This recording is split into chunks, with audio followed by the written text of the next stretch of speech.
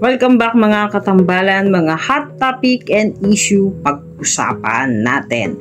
Ayan, si Alden Richard nga ay dumalo sa kaarawan ng dati niyang ka-love team at kasamahan nga sa Itbulaga na si Maine Mendoza. Nakabanding naman ni Alden Richard ang ilan sa mga kasamahan niyang Dapper Cats na sila Jose Manalo, Alan Kay, sila Bossing na dumalo nga sa kaarawan ni Maine. Nakikita talaga na nag-enjoy si Alden sa pakikipagbanding sa mga dati niyang kasamahan sa Itbulaga.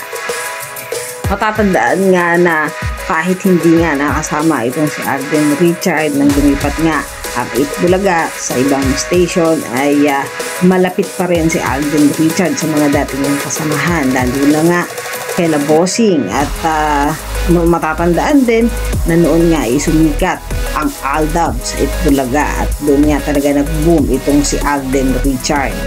Samantalang si Catherine Bernardo naman ay kasama nga ni Coach Mauro matapos nga mag-update itong si Coach Mauro sa kanyang social media account na kasama nga niya itong si Catherine at may yakap-yakap pa nga itong si Catherine Bernardo na aso. Makikita malapit talaga si Catherine sa mga dog.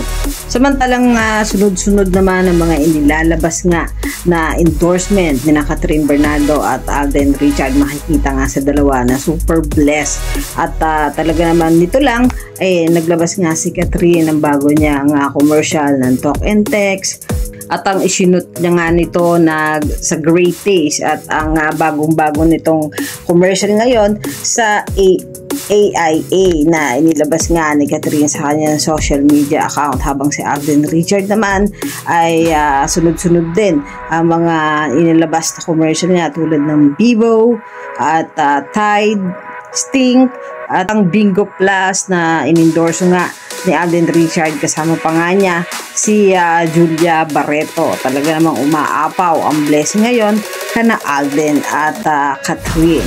Yan ang mga update ngayon kay Catherine at Alden Richard. Kayo mga katambalan, ano ang masasabi nyo?